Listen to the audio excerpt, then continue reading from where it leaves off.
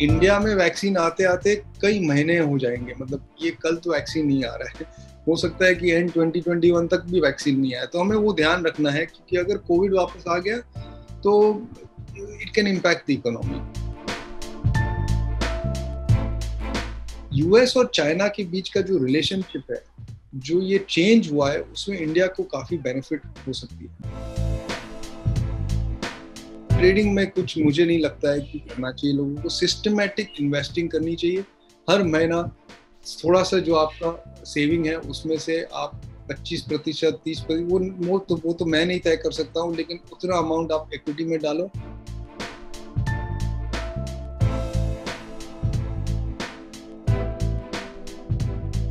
नमस्कार, आप देख रहे हैं हिंदी क्विंट और हम बात कर रहे हैं दिवाली के मौके पर कि आगे पैसा कमाने के क्या क्या उपाय हैं। लेकिन सबसे पहले ये समझने की कोशिश करते हैं, हमारे साथ बहुत स्पेशल गेस्ट हैं रिधम देसाई, जो मॉर्गन स्टैनले में इंडिया इक्विटी रिसर्च के हेड हैं, कंट्री हेड हैं, जो बहुत अच्छी गाइडेंस देते हैं मैक्रो इकोनॉमी पर भी और बाजार पर भी। रिधम भाई, आपका बहुत स्वागत है, दिवाली मुबारक हो। पहला सवाल यही है आपसे कि इस वक्त बाजार इतने बुलिश क्यों हैं?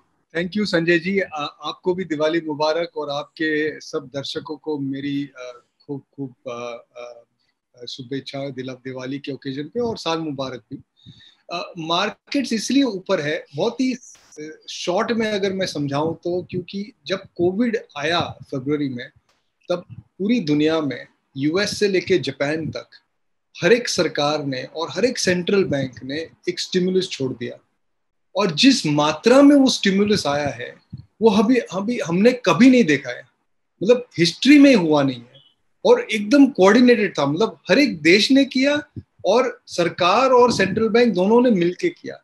तो एक ग्लोबल फाइनेंशियल क्राइसिस हुआ था 2008 में, तब भी स्टिमुलस आया था, लेकिन इतना कोऑर्डिनेशन और इतना साइज में नहीं आया था।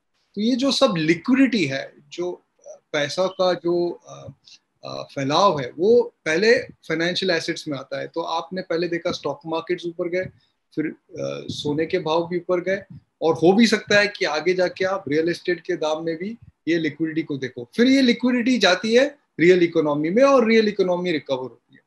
तो शेयर बाजार में इसी पैसों का जोर है। दूसरा ये है कि इस स्टिमुलस के कारण शेयर बाजार ने ये मान लिया, और ये उनके जजमेंट है कि इकोनॉमी में इतनी गिरावट नहीं आएगी। जो गिरावट आई है अब तक वो हो चुकी है, आगे जाके इकोनॉमिक ग्रोथ रिकवर हो जाएगा पूरी दुनिया में। और ये मॉर्गन स्टैनली का भी मानना है कि we are in a V shape recovery. तो इस तरह की रिकवरी आ रही है, और अगर आप देखोगे तो पूरी दुनिया में, इंडिया में तो हुई है, लेकिन पूरी दुनिया में ऐसा वी शेप आया है। बिल्कुल, दो चीजों का हम इंतजार कर रहे थे। एक तो था कि कोविड को लेके विजिबिलिटी कब आएगी, और दूसरा यूएस इलेक्शन के रिजल्ट क्या होंगे। अब जाहिर है कि वहां बाइडेन प्रेसिडेंसी शुरू होगी, तो ये कैसे इंडियन मार्केट उसको कैसे देखता है? यूएस इलेक्शंस के बारे में संजय जी, एक बात यह है कि अभी तक सेनेट का फैसला हुआ नहीं है, और वो बहुत महत्वपूर्ण है, क्योंकि पॉलिसी मेकिंग के लिए सेनेट में क्या होता है, रिपब्लिकन आती है कि डेमोक्रेट आती है, उससे उस पर निर्भर होगा। और उससे क्या तय होगा कि ये जो स्टिमुलस जो आने वाला है, नंबर 2 पैकेज, केयर्स 2 जिसको कहते हैं, वो एकदम से आ जाएगा जनवरी में, फरवरी में, कि वो थोड़े देरी से आएगा। लेकिन मेरा ये मानना है और हमारा ये मानना है कि ग्रोथ तो एनीवे रिकवर हो रहा है अमेरिका में, और उसके कारण ये जो स्टिमुलस आ रहा है उसके कारण डॉलर पे थोड़ा सा प्रेशर है, डॉलर में गिरावट हो रही है, और उसके कारण इमर्जिंग मार्केट में इंटरेस्ट बढ़ रहा है, और इंडिया में भी इंटरेस्ट आ रहा है। इंडिया में और एक चीज जो हो रही है वो ये है कि हमारे यहाँ सरकार ने काफी अच्छी पॉलिसीज अनाउंस कर दी है। तो ये जो नया लेबर लॉ है, नया फार्म लॉ है, और जो प्रोडक्शन लिंक इंसेंटिव्स है, उससे लेके मैं ये देख रहा हूँ कि काफी जो फॉरेन इन्वेस्टर्स है, जो पिछले कई सालों से इंडिया में कोई इंटरेस्ट नहीं रख रहे, उनका इंटरेस्ट वापस आ रहा है, और आप फ्लोज में भी देख रहे हो।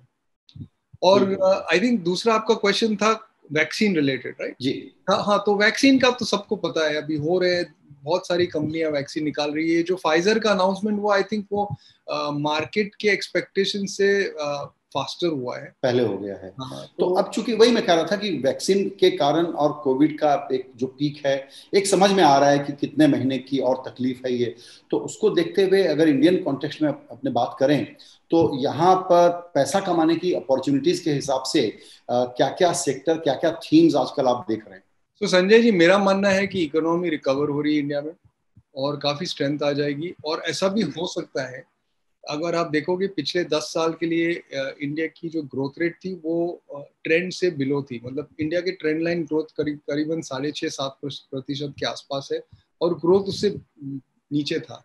अब हो सकता है कि वापस ट्रेंड लाइन पे आ जाए, और अगर वापस ट्रेंड लाइन पे आ जाए तो आगे जाके मुझे ऐसा लग रहा है कि शेयर बाजार में बहुत तेजी बाकी है। अगर अंग्रेजी में मैं कहूँ तो I remain a committed bull. अब उस बुल कॉल के अंदर करेक्शंस तो आते रहेंगे और हर एक करेक्शन को मेरे हिसाब से इन्वेस्टर्स को खरीदना चाहिए। और रहे सेक्टर की बात, तो क्यों, चूंकि ये इंडिया की इकोनॉमी के बारे में है, तो डोमेस्टिक सिक्लिकल्स, जो इकोनॉमी रिलेटेड कंपनीज है, जो इकोनॉमी रिलेटेड सेक्टर्स है, उस पर ज्यादा हमारा जोर है। तो आप देख लो, कंज्यूमर डिस्क्रिशनरी हो या इंडस्ट्रियल्स हो या सीमेंट हो, ये जो या कई बैंक्स हो, तो ये जो डोमेस्टिक इकोनॉमी रिलेटेड सेक्टर्स है उसमें हमें ज्यादा तेजी लग रही है। कितना अपसाइड आप अभी के लेवल से देख रहे हैं, या कुछ रिस्क फैक्टर भी है? क्या ये, बहुत लोग आपकी बात से मैं ये इंटरप्रेट कर सकता हूं कि आप कह रहे हैं बजट तक अब क्लैरिटी है, बिल्कुल बुल मोड में रहो? नहीं नहीं, बजट की बात नहीं कर रहा हूँ मैं, तो आगे 3-4 साल की बात कर रहा हूँ। तो committed bull from a 3-4 year perspective. मुझे ऐसा लग रहा है, मुझे ऐसा लग रहा है कि इसमें मुझे 2004 और 2007 के बीच का जो पीरियड था शेयर बाजारों के लिए, वैसा कोई पीरियड आ रहा है। अभी तक तय नहीं हुआ है, अभी तक उतना कॉन्फिडेंस नहीं है, लेकिन मुझे लग रहा है वैसा वाला पीरियड आ रहा है। तो ये बजट की बात नहीं है, बजट के परे भी आई थिंक ये चलता रहेगा। और आप समझ लो कि 2004 और 2007 के बीच की जो तेजी थी उसमें बहुत सारे करेक्शंस आए थे, और कई कई करेक्शन में बाजार 25% भी गिर चुका था, 25% गिरता है। ओके, तो करेक्शंस तो आते रहेंगे, लेकिन उन करेक्शंस को क्या करना है, आपको बेचना है या खरीदना है? मेरे हिसाब से खरीदना है।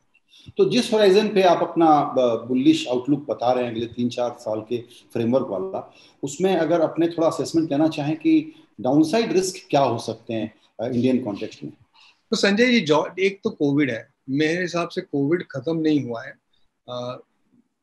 जबकि केसेस जो है वो, और एक्टिव केसेस 50% गिर चुके हैं, लेकिन कोविड खत्म नहीं हुआ है। कोविड पे हमें ध्यान रखना है। विंटर के मंथ्स आ रहे हैं, पोल्यूशन बढ़ रहा है, फेस्टिवल सीजन आ रहा है, तो इन चीजों को लेके ये वापस वायरस आ सकता है। और इंडिया में वैक्सीन आते आते कई महीने हो जाएंगे, मतलब ये कल तो वैक्सीन नहीं आ रहा है, हो सकता है कि एंड 2021 तक भी वैक्सीन नहीं आया। तो हमें वो ध्यान रखना है, क्योंकि अगर कोविड वापस आ गया तो it can impact the economy. मुझे नहीं लग रहा है वापस नेशनल लॉकडाउन होगा, लेकिन इकोनॉमी को इम्पैक्ट होगा। दूसरा ये देखना है कि दुनिया भर में अभी अगर कोई पॉलिसी मिस्टेक हो जाए, किसी सरकार को मैं बड़े देशों की बात कर रहा हूँ, अमेरिका या यूरोजोन में, उन्होंने कोविड के बारे में कुछ अंडर एस्टिमेट या ओवर एस्टिमेट करके कुछ गलत काम कर दिया, तो उसके जो परिणाम है वो इमर्जिंग मार्केट्स और इंडिया पे भी आ सकते हैं। और तीसरी ये जो बात है कि जो हमारे यहाँ नया पॉलिसी मोमेंटम आया है पिछले 2-3 महीनों में, वो जारी रखना है। ये खत्म नहीं हुआ है काम, और बहुत बाकी है। तो वो सब काम चलता रहेगा तो ही ये तेजी बरकरार रहेगी। अगर वो काम खत्म हो गया और सरकार ने ये समझ ली कि अभी ग्रोथ आ गया, अभी हमें और कुछ करना नहीं है, तो फिर वापस ग्रोथ स्लो डाउन हो सकता है। वो क्या क्या चीज है जो बिल्कुल प्रायोरिटी पे करना चाहिए? हाँ, तो उसमें तो बहुत सारी चीजें हैं।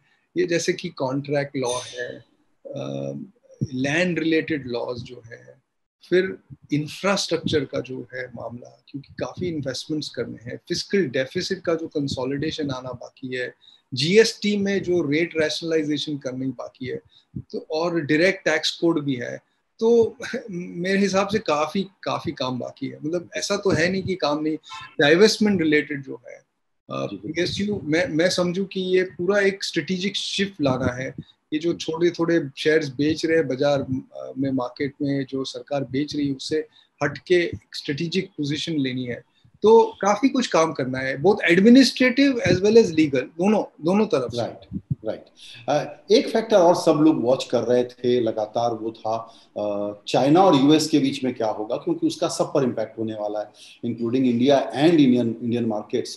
तो उस पर आप लोगों का क्या व्यू बन रहा है कि बाइडेन के बाद अभी एक मान लिया गया है कि कोई बहुत खराब चीज नहीं होने वाली है, या वो रिस्क है? नहीं संजय जी, एक्चुअली ना बड़ा इन्फ्लेक्शन पॉइंट हो चुका है।